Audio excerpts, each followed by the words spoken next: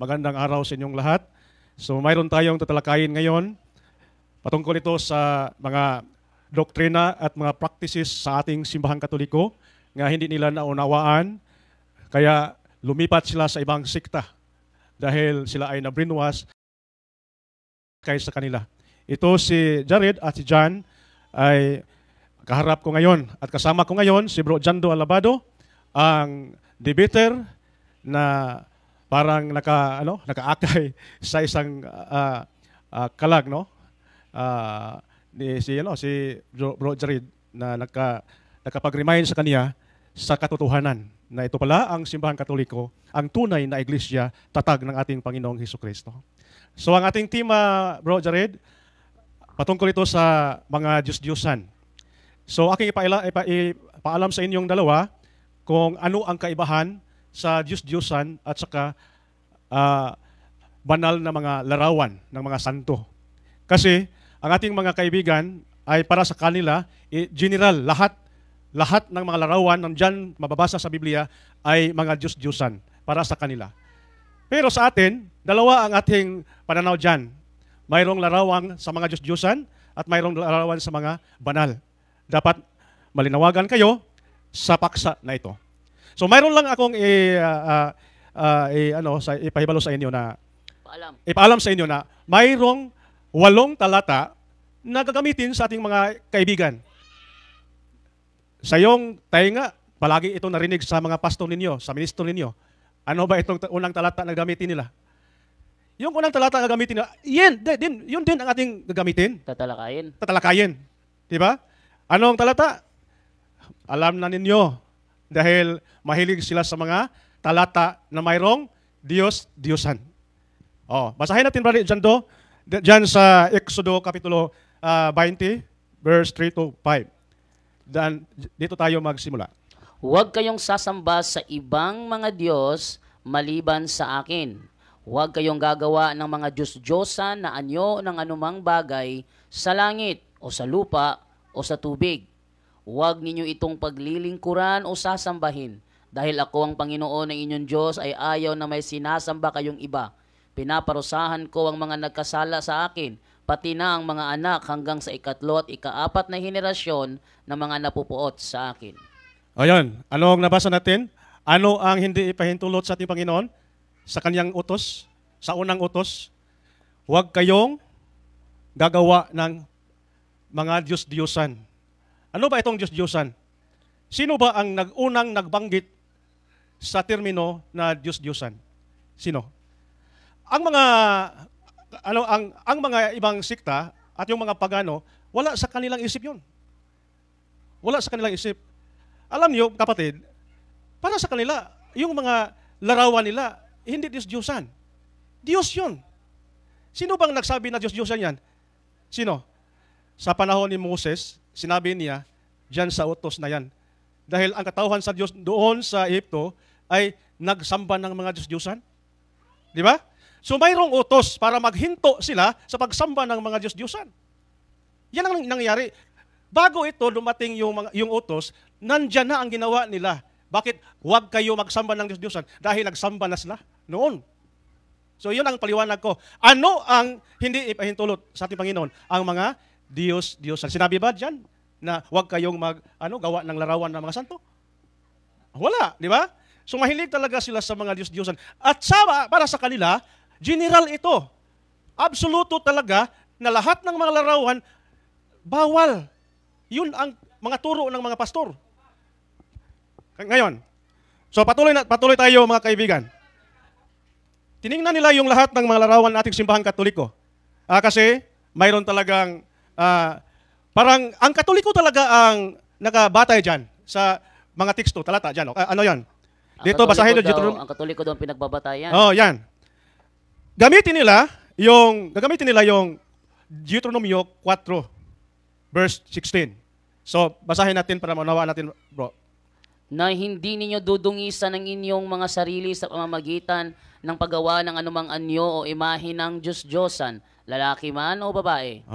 Di ba? Sa tingin nila, parang ang Katoliko talaga, parang yun ang yung kayo mga Katoliko, mayroon kayong mga larawan, no? Mayroong babae, mayroon ding lalaki. Oh, tingnan nyo? Oh, marami dito sa ating dingding. Oh. Ngayon, dito, hindi ninyo dudungisan ang inyong dudungisan ang inyong mga sarili sa pamamagitan ng paggawa ng anumang anyo, imahin o imahin ng Diyos ng Diyosan, lalaki man o babae. Parang ang Katoliko talaga ang ang sentro sa teksto. Pero hindi ano sinabi? Ano to? Diyosan. Dapat tingnan niyo kung ano ang hindi. Diyosan, hindi ay yung mga santo, larawan ng mga santo. Kang Mama Mary, kang Jesus, at kang San Miguel Arcangel. Hindi yan. Parang nagbibintang lang sila sa atin, mga kapatid, no? Oh. Isaiah chapter 46, verse 6 to 7. Basahin natin dyan do. Isaiah 46, 6 to 7. Oh.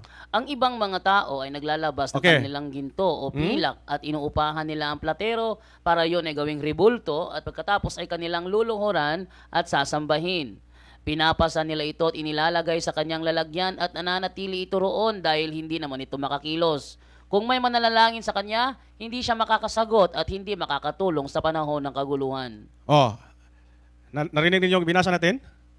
Parang ang Katoliko talaga, yung mga galaw natin. Anong nangyari sa Katoliko? Ang sabi ng mga pastor, niluluhuran nila. Tingnan niyo ang mga galaw ng mga Katoliko. Papasalin nila. I-procession. Luluhod sila sa harapan ng larawan. Yun ang sabihin nila. Dahil nakita nila ang galaw sa mga Katoliko, parang nakabatay dyan sa talatang ito. Di ba? Pagkagamitin ito na teksto para sa mga inusinting mga Katoliko, ano mangyari? Maakay. Susunod sa kanila. At yun, sama sa inyo na naakay kayo dahil hindi niyo alam ang turo ng ating simbahang Katoliko. Gagamitin din nila ang Salmo 115. Paborito nila ito. Awit. Awit. Sa Tagalog, awit, no? Awit 115, versikulo 4. Ngunit ang kanilang mga Diyos ay yari sa pilak at ginto na gawa lang ng tao. May bibig sila, ngunit hindi nakakapagsalita. May mga mata, ngunit hindi nakakakita. Tama. May mga tenga, ngunit hindi nakakarinig. May ilong, ngunit hindi nakakaamoy. May mga kamay, ngunit hindi nakakahawak. May mga paa, ngunit hindi nakakalakal. At kahit munting tinig ay wala kang marinig. Ang mga gumawa ng mga Diyos at nagtiwala rito ay matutulad sa mga ito. Yan. Tingnan nyo. Tingnan nyo ang mga larawan nyo. May mga bibig, hindi makasulti. Hindi makapagsalita. Hindi makapagsalita. Mayroong tainga, hindi makarinig, no? Mayroon ding mga paa, hindi makagalaw. Kayo yan. Di ba? Yun, dito ang gagamitin nila, mga kaibigan. Ano ba ang iniisip ng mga Katoliko dyan? Para sa pananaw ng mga pastor. Sinabi, mayroong reminder si San Pablo dyan. Mayroong reminder siya doon sa Gawa, no? Gawa 17:29. Gawa 17:29. Mayroong reminder dyan, ha? No. Dahil tayo nga ay mga anak ng Diyos, huwag nating isipin na ang Diyos ay katulad ng Diyos ang ginto. Pilak o bato na pawang imbento ng isip at kamay ng tao. Yan. Ito ang sinabi. Huwag niyong isipin na ang Diyos parang ginto, parang bato. Para tayo, anong pag-iisip natin sa mga larawan ng mga santo? Ito ba ay iniisip na natin na sila ay mga Diyos? Hindi. Bakit sinabi dyan ni San Pablo na huwag nating isipin? Bakit? Dahil ang iniisip nila sa mga larawan, Diyos na. Diyos na ang larawan para sa kanila, dahil iniisip nila na ito na ang tunay na Diyos. Pero tayo mga Katoliko, ano kaya ang paningin natin sa mga larawan? Yung mga Katolikong wala pang alam ng mga Katoliko, ano kaya ang paningin nila ano kaya ang iniisip nila? Masagot natin, mga kaibigan, kung ano ang ating pananaw dyan. Okay. Sa Roma chapter 1, verse 21 to 23, Kama 25 bro, dyan do. Oh. At kahit alam nilang may Diyos, hindi nila siya pinarangalan o pinasalamatan man. Sa halip, ibinaling nila ang kanilang pag-iisip sa mga bagay na walang kabuluhan. Kaya napuno ng kadiliman ang mga hangal nilang pag-iisip. Nagmamarunong sila, pero lumilitaw na sila'y mga mangmang, sapagkat ipinagpalit nila ang dakila at walang kamatayang Diyos sa mga Diyos-Diyosang anyong tao na may kamatayan. Mga ibon, mga hayop na may 4 na paa, at mga hayop na nagsisigapang. Yan. Yan ang kanilang mga Diyos-Diyosan. So ang ilang pag-iisip ay yun na ang mga Diyos para sa kanila.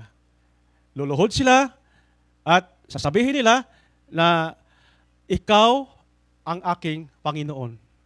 Isaiah 44:17. Isaiah 44:17. At ang ibang piraso ay ginagawa niyang ribulto at sa ribultong ito nananalangin siya ng ganito, iligtas mo ako sapagkat ikaw ang aking Diyos. Ano sabi? Sapagkat ikaw ang aking Diyos, iligtas mo ako. Nagsasalita siya, naghingi siya ng tulong. Sa mismong ribulto. Sa mismong ribulto, larawan. Di ba? Ikaw mao ang akong Diyos. Wala sa isipan nila na ang Diyos nila nandun sa langit. Wala. Wala. Iba talaga tayo. Tayong mga Katoliko. Iba ang ating paningin dyan dahil hindi ito Diyos-Diyosan. So, ngayon, ito lang ang mga paborito na teksto na gagamitin nila na makapag-brainwash sa mga Katolikong walang alam. Sagutin natin ito. Ito bang mga teksto ay tama o mali? Para sa'yo. Yung ginamit nila, tamang mga teksto o mali? Tama. Tama ito para sa mga Diyos-Diyosan. Tama ito. Nga, ang ating yung mga propeta, nag-remind sa kanila na huwag kayong sasamba sa mga Diyos-Diyosan. Kanang Diyos-Diyosan, termino ka na sa mga alagad ng Diyos. Dahil, hindi natin iniisip na sila ang Diyos. Dahil, hindi natin iniisip na sila ang Diyos, para sa ating mga Katoliko, Diyos-Diyosan sila. Pero para sa mga pagano, hindi ito Diyos-Diyosan. Sila ay mga Diyos. Diyos. Naintindihan nyo? Ang terminong Diyos-Diyosan yan, termino ka na sa mga alagad ng Diyos, nga nakakilala na yung mga larawan na yan, mga Diyos-Diyosan. Hindi tunay na Diyos. Okay. So yun. Marami tayong mga tema ngayon na tatalakayin.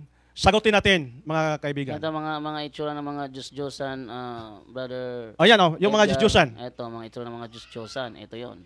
Yan. Isa yan. Diyos-Diyosan yan. Di wala naman talagang ganyang Diyos eh. Ano pa? Ito. Kana. Yan. Ano pa? Ito. Yan mga Diyos-Diyosan. Ayan, Ayan. Ito pa, Diyos-Diyosan to. Yan, Ayan, Ayan, Diyos-Diyosan yan. Ayan, Diyos-Diyosan pa rin yan. Ayun, daming ahas. Ito pa, ang daming kamay. Ito pa, tindi, daming ulo. Daming muka. Ayun. Yun. Mayroon ba kayong nakita sa ating simbahan na yung mga larawan na nandiyan sa ating simbahan? So, sino ba yung mga Diyos-Diyosan dyan na binanggit natin? May nabasa tayo. Huwag kayong sasamba ng mga Diyos-Diyosan. Sino ba yun? Mayroong sinabi sa Biblia, sa unang hari 11:3, sila si Molok, Kamos, Astarte. Unang hari 11:3. 11:3. May 700 asawa si Solomon na puro mga prinsesa at may 300 pa siyang asawang alipin. Ang mga asawa niya ang nagpalayo sa kanya sa Diyos. Nang matanda na siya, nahimok siya ng kanyang mga asawa na sumamba sa ibang mga Diyos. Hindi na naging maganda ang relasyon niya sa Panginoon na kanyang Diyos, di tulad ng ama niyang si David. Sumamba siya kay Astoret, ang Diyosa ng mga Sidonyo, at kay Molek, ang kasuklam-suklam na Diyos ng mga Amonita. Kamos. Sa Isaiah 46, bro, dyan do. Sila si? Isaiah 46. 46:1. Basahin mo. Ang mga Diyos-Diyosa ng Babylonia na sina Bel at Nebo ay nakahiga habang ikinakarga sa mga karwahe na hinihila ng mga asno. Mabibigat sila, karga ng mga pagod na hayop. So mayroon ba tayong San Molok? Mayroon ba tayong San Kamos? San Astarte? Babae ba ito, Astarte? Oh, Okay. bye. Mayroon ba tayong Bill, San Bill at saka San Nebo? Wala naman siguro. So, yung mga Diyos-Diyosan na yan, ito ang sinabi ng mga alagad ng Diyos na huwag niyong sambahin si Bill, Nebo, Molok, Kamos, Astarte. At si Dagon naman, sa unang Samuel 5:7, bro. Unang Samuel Kapitulo 5, versikulo 7, nang makita ng mga taga-Asdod ang nangyari, sinabi nila, hindi dapat manatili sa atin ang kahon ng Diyos ng Israel dahil pinarurusahan niya tayo at si Dagon na ating Diyos. Si Dagon na ating Diyos. So para sa kanila, Diyos talaga si Dagon. Pero sa atin, na nakakilala sa tunay na Diyos, si Dagon, Diyos-Diyosan. Yun ang termino natin, Diyos-Diyosan si Dagon. Pero para sa kanila, si Dagon ating Diyos. Dahil hindi naman tunay na Diyos si Dagon, para sa atin, Diyos-Diyosan. Yung sabi no, pag hindi tunay na truck, anong sabi natin? Trak-trak, Truck. Kung hindi tunay na bahay, bahay-bahay, bahay-bahay. Kung hindi tunay na laro, laro-laro. laro lang, yun talaga ang mga termino. So, ngayon, may iba pa sa New Testament talaga, sinabi at nag-remind si Apostol Pablo sa mga Christian. Dahil pagdating sa panahon ng mga Kristiyanos, nandiyan pa rin. Maraming nagsamba ng mga Diyos-Diyosan. Sino? Ito si Diana. Si Diyos sa Diana, diya sa Gawa. Chapter 19, verse 23 to 35, bro, dyan do. 23, 35. To 35. Nang panahon ding yun, nagkaroon ng malaking kaguluhan sa Efeso dahil ayaw pumayag ng iba na magturo ang mga mananampalataya tungkol sa pamamaraan ni Jesus. May isang platero roon na nagngangalang Demetrius. Gumagawa siya at ang kanyang mga tauhan ng maliliit na templong yari sa pilak na iginaya sa templo ni Artemis na kanilang diyosa. At ito'y pinagkakaitan nila ng malaki.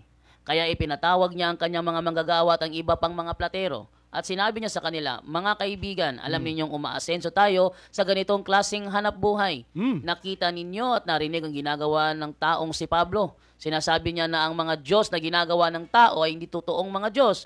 Marami ang naniwala sa kanya rito sa Efeso at sa buong lalawigan ng Asya. Kaya nanganganib ang ating hanap buhay dahil baka masamain ito ng mga tao. At hindi lang yan, nanganganib din ang templo ng ating dakilang Diyos ang si Artemis dahil baka mawala na ito ng saysay. At hindi nakikilalanin ng mga tao ang Diyos na sinasamba, hindi lang dito sa Asya kundi maging sa buong mundo. Nang marinig ito ng mga tao, galit na galit sila at nagsigawan. Makapangyarihan si Artemis ng mga taga-Efeso. At ang kaguluhan ay kumalat sa buong lungsod.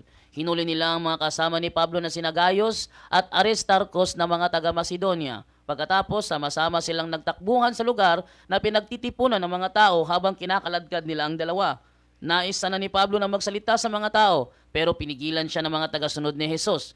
Maging ang ilang mga opisyal ng lalawigan ng Asya na mga kaibigan ni Pablo ay nagpasabi na huwag siyang pumunta sa pinagtitipunan ng mga tao. Lalo pang nagagulo ang mga tao. Iba't iba ang kanilang mga isinisigaw dahil hindi alam ng karamihan kung bakit sila naroon.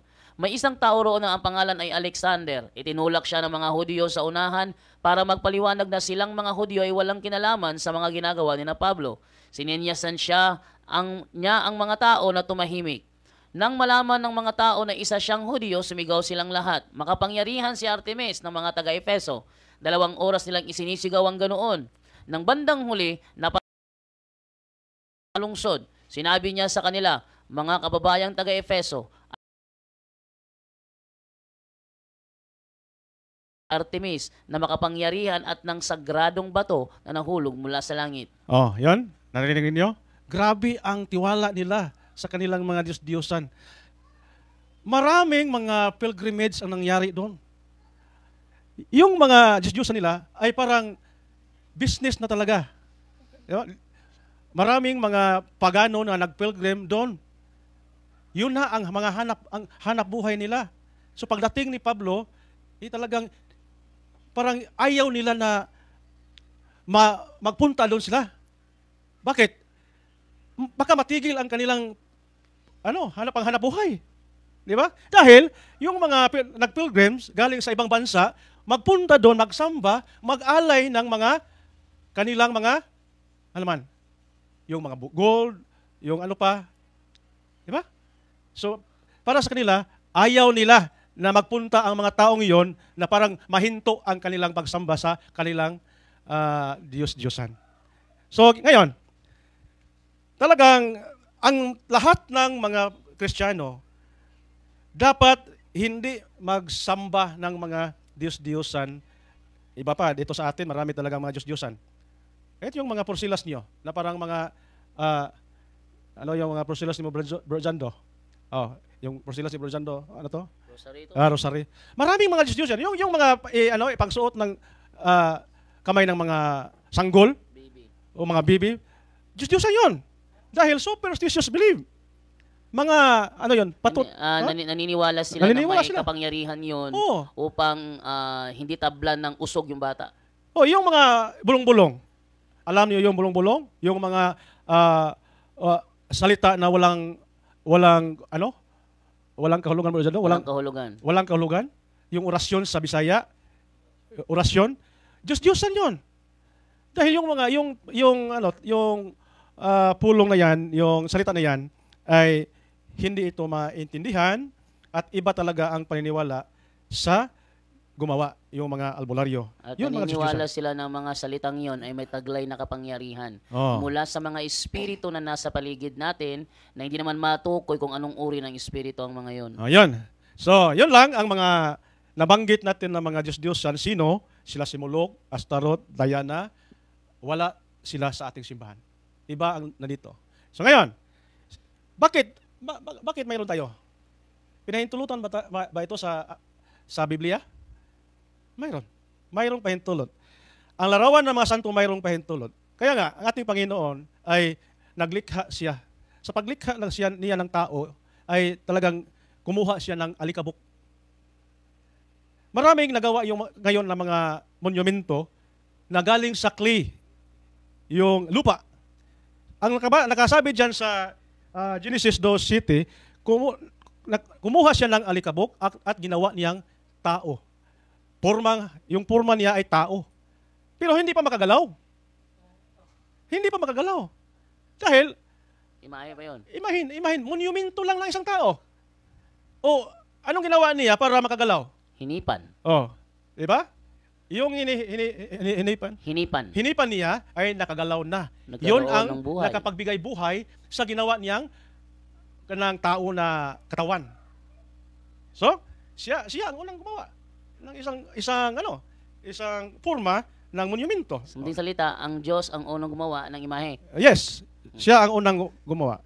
Ngayon, ang mga tauhan ang mga Israelita doon sa Ehipto ay matagal na sila, 430 years na sila ay nagsamba sa mga Diyos-Diyosan doon. Ilang taon? 430 years na alipin sila doon. Hindi na sila nakapagsamba sa tunay na Diyos dahil alipin sila sa ayaw nila o sa ayaw nila o sa sambahin rin nila. So ngayon, ang ating Panginoon ay nagpagawa ng larawan.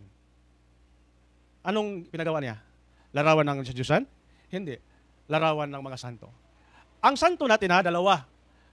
Mayroong santo na mga taong banal ng kanilang katawan nandyan sa lupa at ang kanilang espiritu ay nandun sa langit.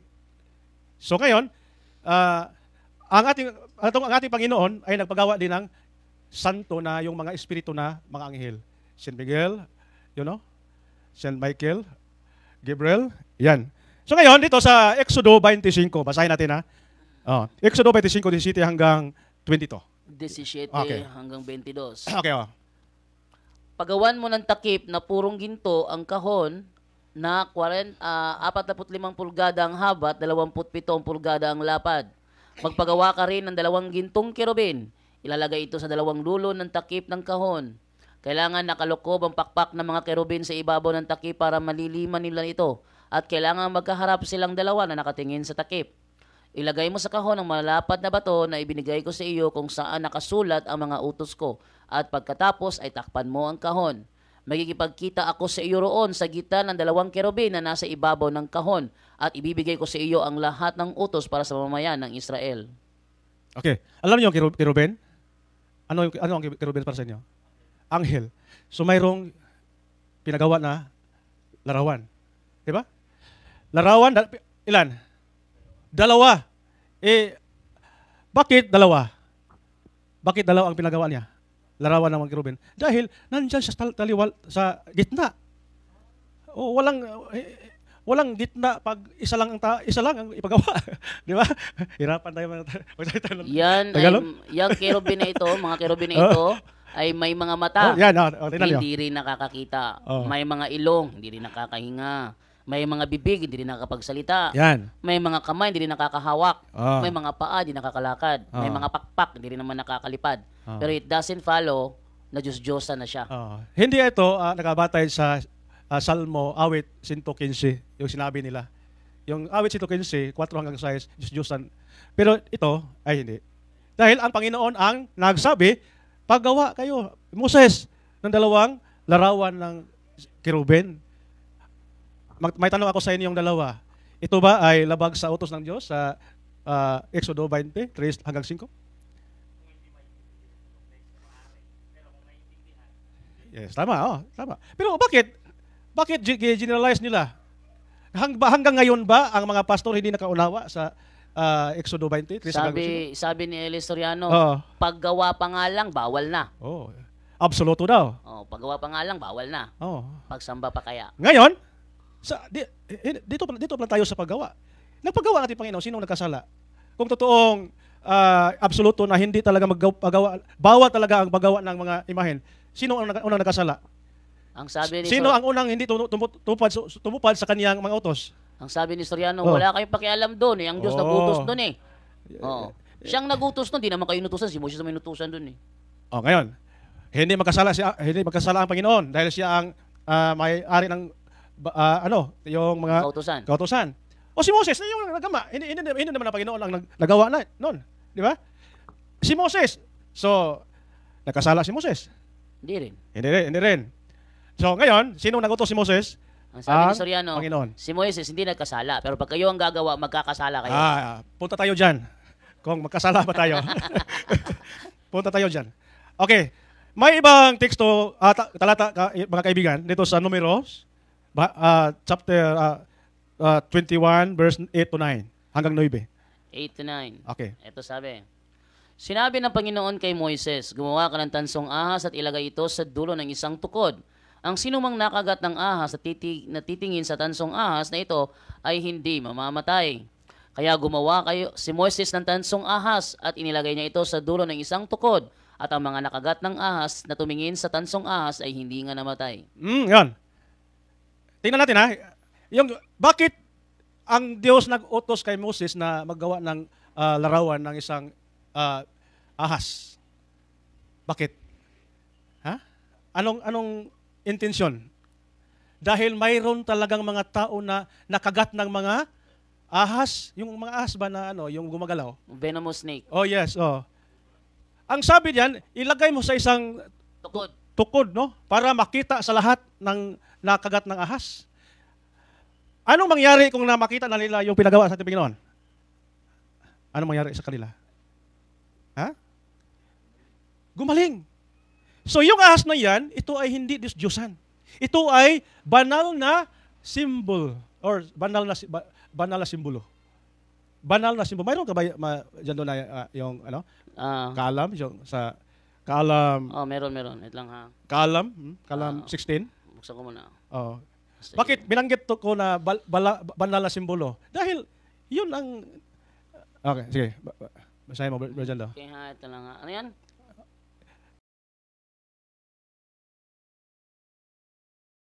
Size hanggang 7. Wait lang ha. Ipaguba. Ilan. Yes, aabot na dyan. Ilan, hanapin Dahil, kahit ganito, lahat, pag mali talaga ang ating pag-iisip dyan, pwede rin.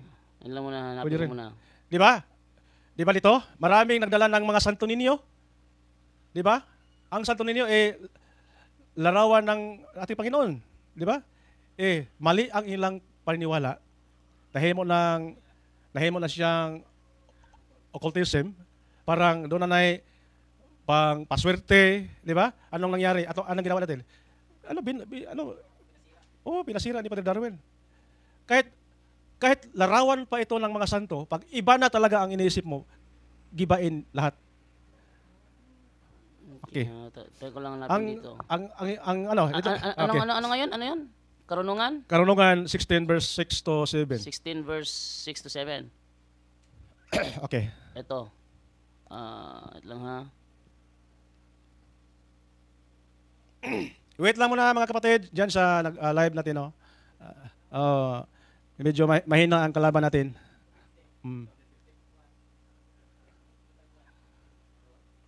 Okay? Ilang. So, Ilang lang. nagpagawa ang ating Panginoon Ito. og banal na simbolo. Ayan. Oh.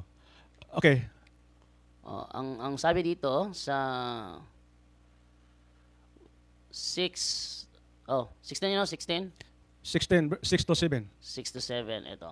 Sabi ganito, ang maikling pahirap na yan ay isang babala lamang kapag dakay binigyan mo sila ng isang sagisag ng kaligtasan.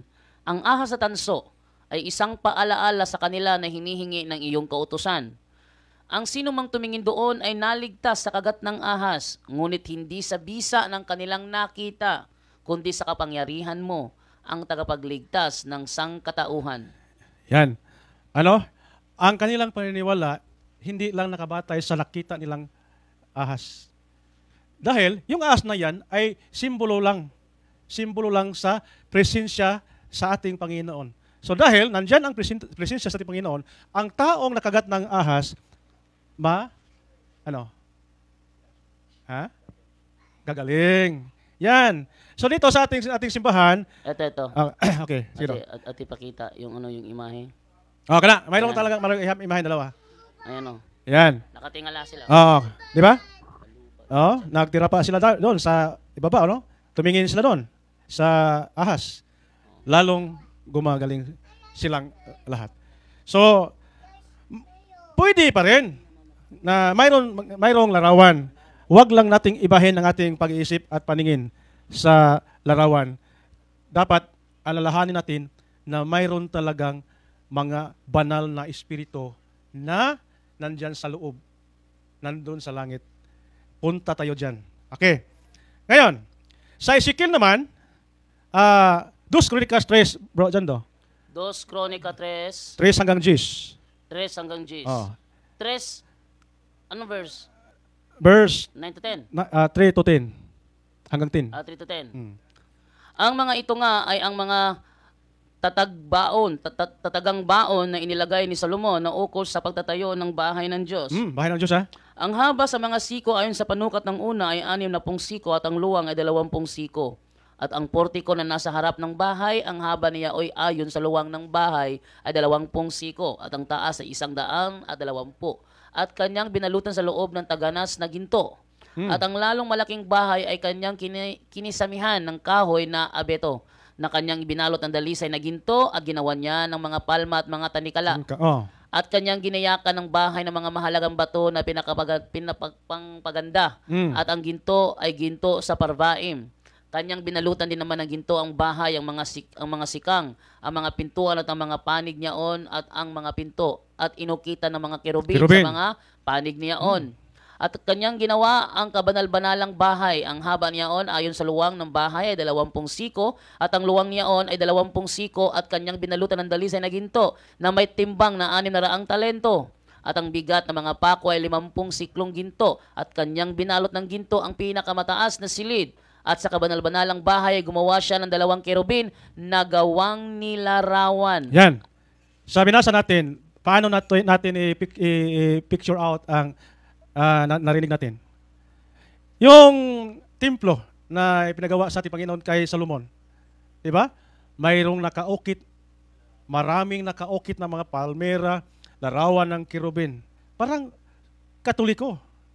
Tingnan niyo yung Katoliko. Sa Kisame. Maraming mga larawan ng mga santo. Di ba? Nakalagay dyan. Oh. So, dito, klarong-klaro, sa Ezekiel 41, 17 hanggang 20. Ezekiel 41, 17 hanggang 20. ang dingding sa itaas ng pinto na papunta sa pinakabanal na lugar ay nababalot din ng mga tabla Ang buong dingding sa loob ng templo ay napapalimutian ng mga nakaukit na punong palma at mga kerubin na may dalawang muka. Yan. Di ba? Tingnan niyo yung mga, ang simbahan ng Iglesia ni Cristo. Mayroon ba silang ganyan? Wala. Wala. Anong nasa sa kanila? Imahe ni Manalo. Imahen ni Manalo. Mayroon tayo dyan, di ba? Bawat bahay ng mga membro talagang may imahe ni Manalo. May imahen ka ba ni Felix Manalo dyan? Ha? May imahen ka ni Felix Manalo dyan? Imahe ni Felix Manalo? Ha? Oh, tingnan ko lang ha.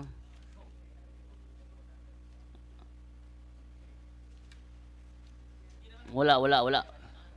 Wala ka? Oh, So wala. mayroon ako dito?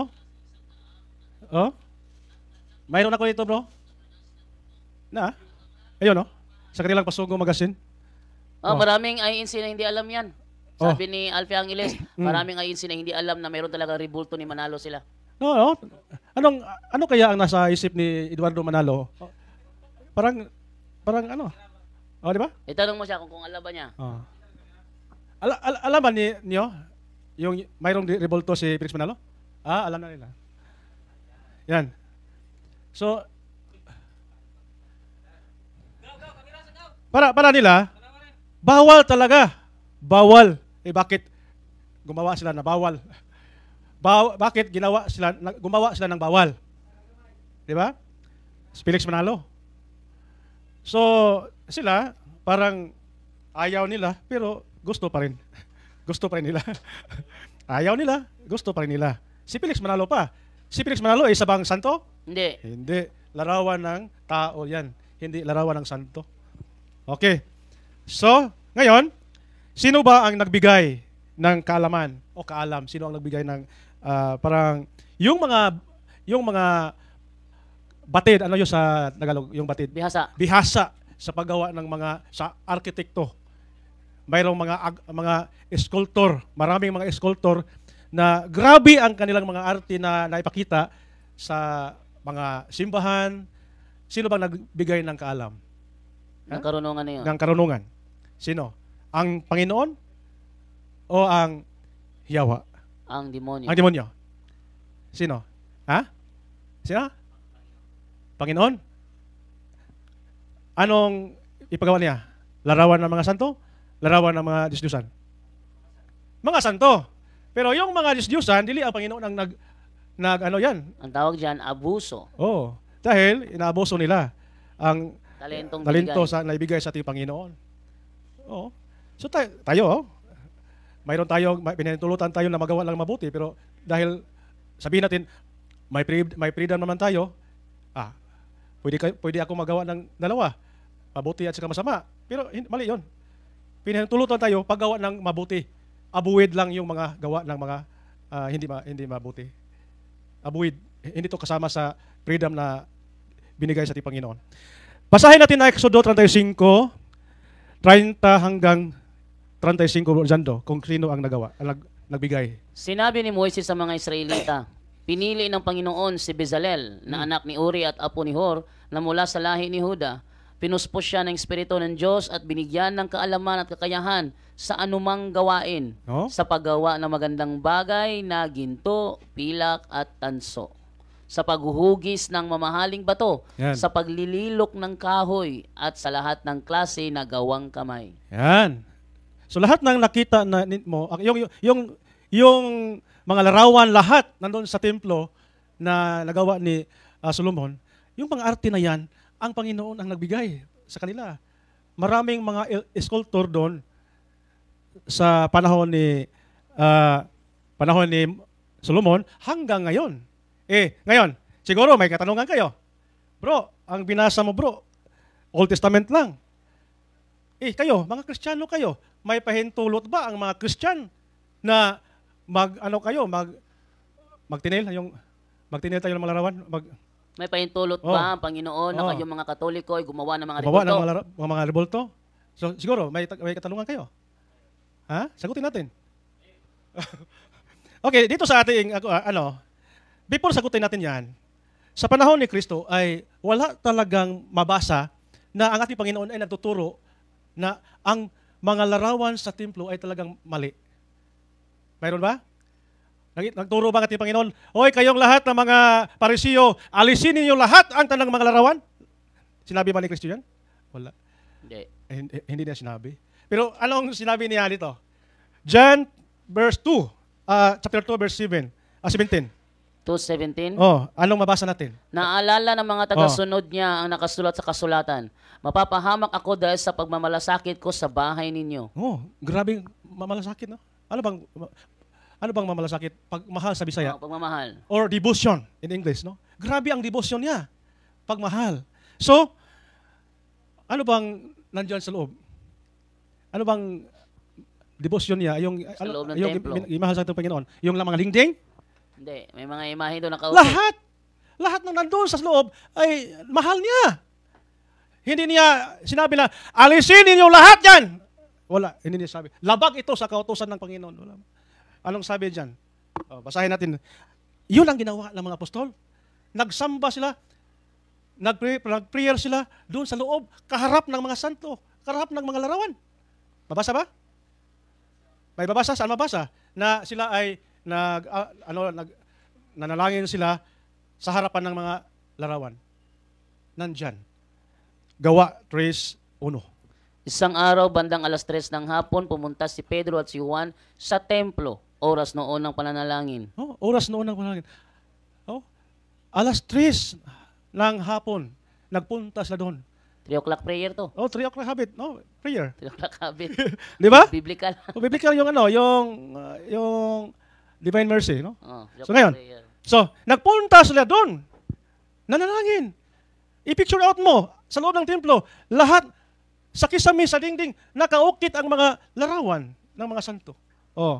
Kaya sabihin nila, kayo mga Katoliko, nagkasala kayo dahil nanalangin kayo harapan ng mga Diyos-Diyosan.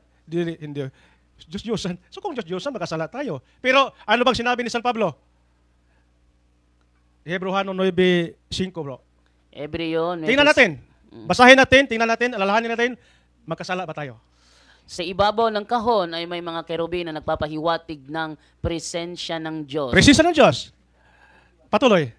At nilililiman ng mga pakpak nito ang lugar na iyon kung saan ipinapatawad ng Diyos ang mga kasalanan ng tao. Di ba? Ang kasalanan ng mga tao, patawarin. Di ba? Dahil andyan ang kanyang presensya. Pero, ngunit, hindi namin ito may papaliwanag ng detalyado sa ngayon. hindi lahat na mga detalye. Kasama yung mga larawan sa mga santo sa New Testament. Hindi na ipaliwanag lahat. Di ba? Sabihin nila, kasama ba yung mga santo? Kasama. Dahil mayroon talagang authority ang ating Panginoon. Saan mabasa, bro? Nandyan sa Matthew chapter 16 verse 19. 16 verse 19, Oh. Ibibigay ko sa iyo ang mga susi ng kariyan ng langit, at ang ipagbawal mo sa lupa ay pagbabawal sa langit, at ang ipahintulot mo sa lupa ay pahintulot din sa langit. Yan ang authority sa simbahan. Pinahintulutan ba sa simbahan na magkaroon tayo ng mga larawan ng mga santo? May pahintulot ba? May pahintulot. Yes. Alam na ng Diyos yan. May pahintulot na yan sa langit. Dahil ang Panginoon mo ay nagbigay sa kapangyarihan sa simbahan. Kung ano ang pahintulutan niyo dito sa lupa, may pahintulot na doon sa langit. Yun ang, bakit tayo nagkaroon ng mga larawan? Mayroon tayong mga larawan ng mga santo. And sabi na ni Santiago 2:26, yun alalahin na ta? Basahin na to, bro. Santiago 2:26. Ito. Kung paanong patay ang katawang walang espiritu, patay din ang pananampalataya kung walang mabuting gawa. Yan. Mayroon, di ba? Mayroon tayong pananampalataya. Si Kristo ay pinapako, di ba? Yun. Pag wala tayong ginawa na picture, o larawan, o rebulto, yun ang ating pananampalataya, patay. Wala tayong mabuting ginagawa. Pananampalataya lang, wala tayong ginawa. Ang sabi ni Santiago, patay. So, buhay ang ating pananampalataya dahil mayroon tayong ginawa na nakikita yung mga bata na hindi pa alam nila yung mga... Hindi pa marunong magbasa. Hindi pa marunong magbasa ng mga letra, pero mayroong image, mayroon talagang mga visual catechism or visual aid. Pagbabasa, yung E, apple. Ano to? Apple. Di ba? Pero ang paningin nila, ang tiningnan nila, yung prutas. Imahe. Yung imahen, ang prutas. Pero hindi pa sila nakabasa sa litra. So, visual catechism. Yung lahat ng mga larawan nandito sa ating simbahan, ito ay nakatulong nakatulong sa ating pananampalataya dahil noong una, sa pagdating sa mga Kristiyano dito sa Pilipinas, marami ditong mga Diyos-Diyosan. Pero na-amiss nila yung dinala ni Magellan. Ano bang dinala niya? Si Raha Humabon. Di ba? Na-amiss nila ang arte, ang magandang arte sa Santo Niño. Parang na eksaporya, sa yung kanilang mga Diyos-Diyosan noon, parang Nagtsapuera. eksaporya, walang arte to, Nawala ng silbi. walang silbi to. Ito ang maganda, di ba? So sa larawan pa lang na brainwash na sila, di ba? So pupuntang tunay na simbahan, tunay na pananampalataya. So yon. Makaligtas ba yung larawan? Yes, makaligtas. Makaligtas yung mga larawan. Oh. Tingnan mo, may istorya doon sa ano? Yung pastor, doon sa pupuntang Cebu, sakay ng barko. Sabi ng pastor, mga kapatid, dapat maniwala tayo sa Biblia dahil ito ay makapagligtas sa atin. Yung isang Katoliko, nagdala ng rebulto ni Mary na malaki. Yung malaki. Mayroong storm, yung bagyo. Lahat, sinabi ng kapitan, labas kayo, malulunod tayo, labas. Ay, ang pastor, layat pastor, dalang Bible niya, ang nagdala ng rebulto. Layat, iksa na yung rebulto. Oh, sino ang nakaligtas? Ha? Yung may rebulto. Dahil si pastor, nasaan ang kanyang Biblia? Hindi na nahawakan niya ang Biblia. Dahil, grabe ang kaniyang paglangoy. Oh, ngayon, sabi ng pastor, bro, please bro, hahawak ako dyan sa rebulto mo. Wag na. Oh, wala. Saan ang Biblia mo? Saan ang Biblia makapagligtas sa'yo? Wala na bro, pahawak bro. Kasi hawak ka na lang. Kasi mabuti naman ako. Di ba? Ngayon, ang tanong, naligtas ba sila? Naligtas. Ligtas sa pastor. Hasta ang CFD. Ito ay lilitaw ito. Bakit? Mayroong hangin sa loob. Parang salbabida ito. Di ba? Yun, practical lang. No? Practical lang mga kaibigan. So yun lang ang aking pagpaliwanag dahil nahirapan ako. At least na patunayan ko na mayroon tayong kaibahan sa larawan ng mga santo at saka sa larawan ng mga Diyos-Diyosan. Yun. May natutunan ba kayo? Marami? Kung marami, wag na kayo magtanong. Hindi, kailangan tatanong pa. Wag na Parang kayo ganito magtanong, parang ganito. Okay. Isa to sa ginagamit ni Elis Soriano. Ayan. Isa sa ginagamit ni Soriano. Okay. Paano daw yan sagutin? Bakit daw, saan daw dyan ang mukha ni Jesus? Iba-iba. Mayroong isa parang binugbog. Isa naman parang gutom. Isa naman parang busog. Yung isa naman parang inchik. Isa naman parang Pinoy. Parang babae. Yung isa parang niyog na nilagyan ng mukha. Saan daw dyan ang totoo? Ang sagot dyan, lahat yan totoo.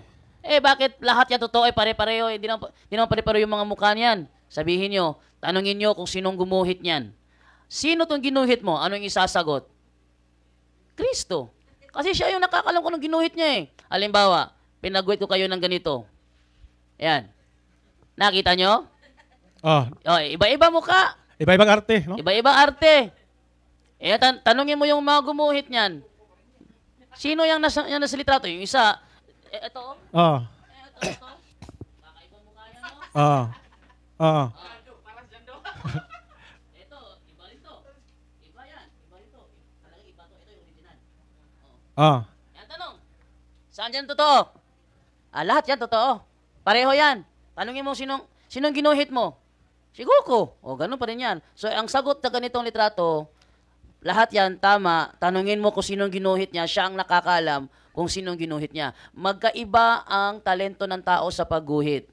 Depende yun sa kanyang talento kung paano niya iguhit. Ang mahalaga, kilala niya kung sino kanyang ginawa ng imahe.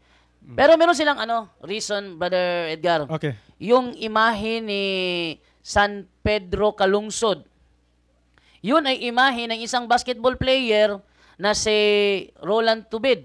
Ayan. Roland Tubid. Yan ang sinabi nila. Sabi nila, nakaharap kayo dyan, sinasamba nyo yan, hindi nyo alam ang sinasamba nyo, basketball player. Mali. Bakit? Kasi lahat ng mga Katolikong nakatingin sa litrato, hindi naman si Ronald Tubid ang nasa isip nila, kundi si San Pedro Calungsod na pinipresenta na naturang imahe. Yun, tama. So, ang importante, kahit nagkaiba-iba ang arte dahil magkaiba yung eskultor. Pero isa naman ang Panginoon ang nagbigay ng karunungan. Dito, maraming imahe. Mayroong iba nagsabi na yung larawan yung mga Katoliko, artista lang yun. Di ba? Yung Jesus. Si Cesar Borgia daw. Artista, totoo. Totoo yan. Na mayroong mga nagprenta ng mga larawan ng parang Jesus, pero yung aktor sa isang pelikula na Son of God. Jesus of Nazareth. Kung tingnan ninyo, parang kamukha siya sa ating larawan, sa ating Panginoon. Pero ang importante, ang nag-represent. Sino ba ang nag-represent sa larawan na yan? Jesus Christ.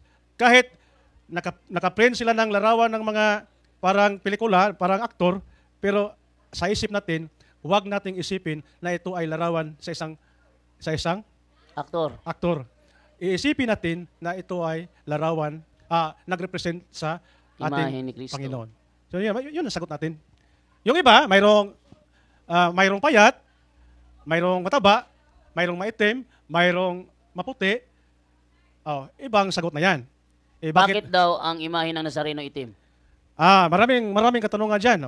Tinanong ko na ibig sa AI, itanong sa AI, may sagot. Noong una, dahil maitim siya dahil nakaranas siya ng sunog, no? Yun ang mga parang sabi. Santo Niño doon.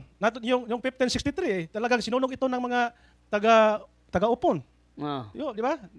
Noong 1963. So nakita nila yung mga larawan na regalo kay Magilla to Reyna Juana, nandun sa simbahan, nagpagawa man si Reyna Juana sa isang simbahan na yung nipa, hindi ito simbahan ng mga inaning concrete, nipa pa lang. Ngayon, nagalit talagang mga kalaban sa mga Kristiyanos, yung mga Moro. Nagalit sila, sinunog nila yung simbahan doon sa katedral. So nakita nila yung Santo Niño na maitim na. So, mayroon talagang tradisyon na nagsabi na ito, dahil ito ay sunog, dahil ito ay itim, nakaranas ng sunog. Pero ang totoo dyan, yung kahoy na ginamit, yung talagang maitim. Yun, pero mayroon talagang nangyaring sunog, o siguro mayroon talagang hindi itim na ginamit yung mga kahoy, pero naitim dahil sa kaluma. Maluma na, di ba? Di ba? Na maraming mga larawan sa ating simbahan, maitim na tingnan, sabihin natin, ito ay antique. Ano ba yun sa Tagalog antique? Antique. Antique na. Mahal na ito. Dahil antique. Luma tingnan dahil ang tagal na mga taon na nakalipas, hindi naman nila... Sabi nila, mababasa ba sa Biblia, Santo Niño? Mayroon. Jesus Christ. Si Santo Niño, walang katanungan eh. Ito, Santo Niño sa Biblia. Santo Niño, Mateo. Lucas 1:35 sa Nueva Version International. El Espíritu Santo vendrá sobre ti y el poder del Altísimo. Makita. Ayan.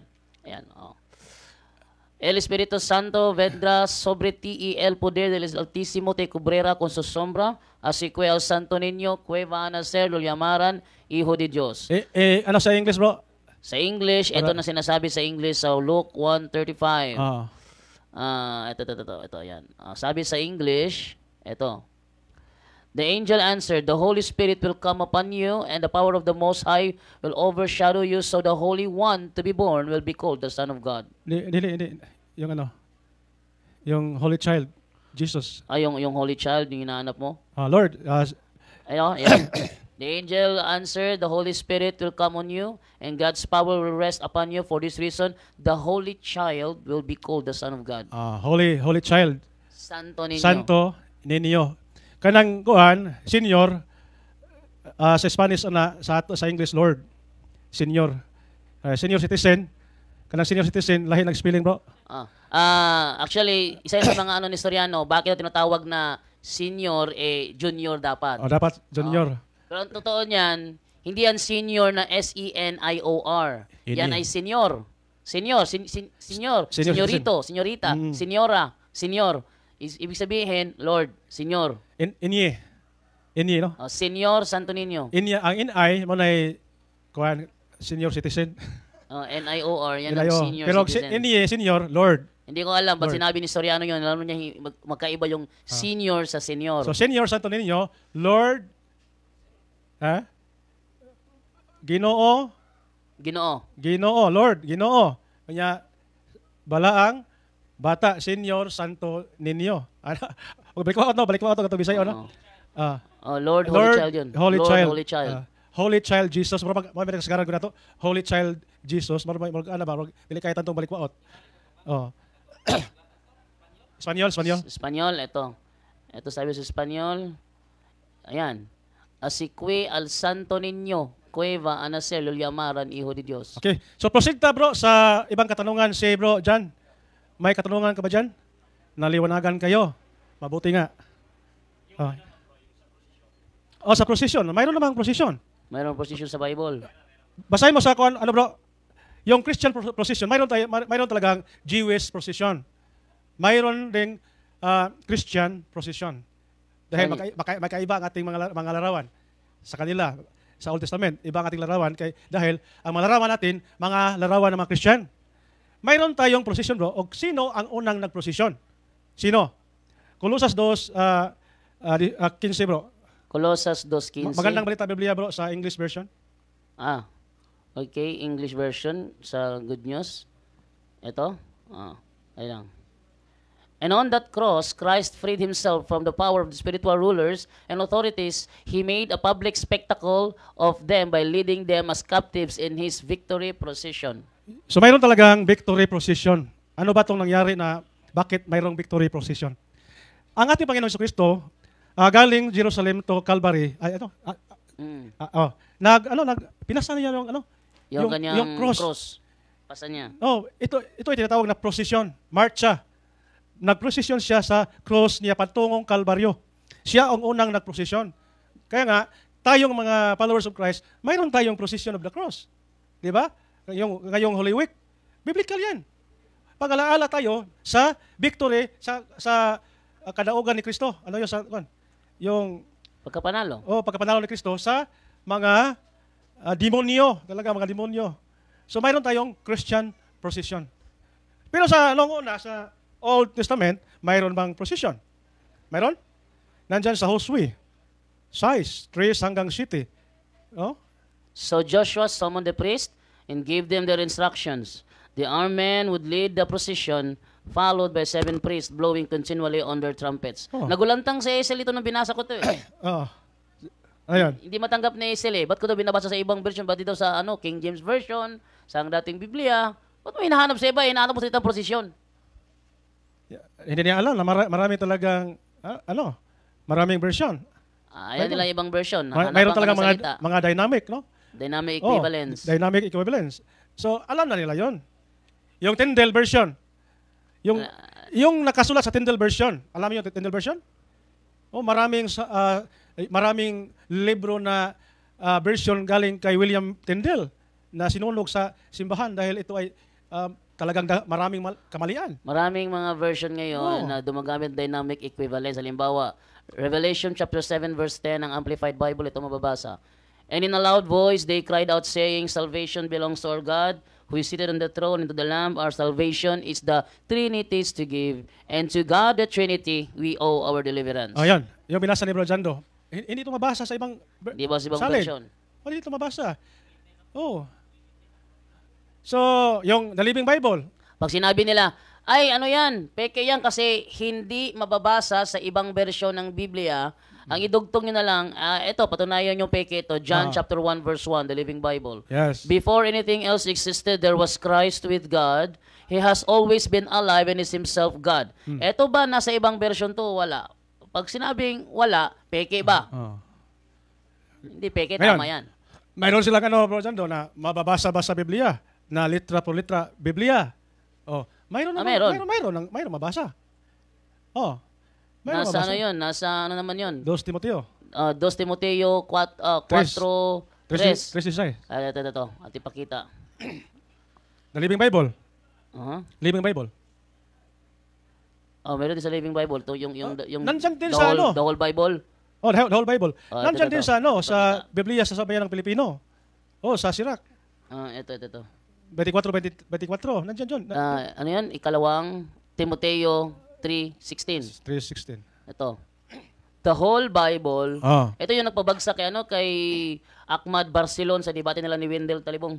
Hinanap kasi yung word Bible eh. The whole Bible was given to us by inspiration from God and it's useful to teach us what is true and to make us realize what is wrong in our lives. It straightens us out and help us do what is right. But take note, Brother Jared ha? Ang Bible na tinutukoy dito is only referring to the Old Testament. Amen. Scriptures. Dahil mayroon ng compilation sa Old Testament sa mga yung mga scriptures, yung 27 books na canon ni Agrippa, mayroon na. Pero mga scroll. Hindi siya ito. Hindi pa siya bahagi ng Bible. Kaya nang sinabi ni Apostol Pablo, the whole Bible is only referring to the Old Testament yan. So tayong lahat, tayong Katoliko, yan ang gumamit na yung Bible. Serious, no? Yung nagpangalan? Yung Biblia, meron din Biblia. Sa ano naman Sa yan? ano? Ikalawang Timoteo 4:3 yata. Timothy 4 Mayroon kayong katanungan dyan? 3. Wala na, dahil malapit ng kainan. Okay,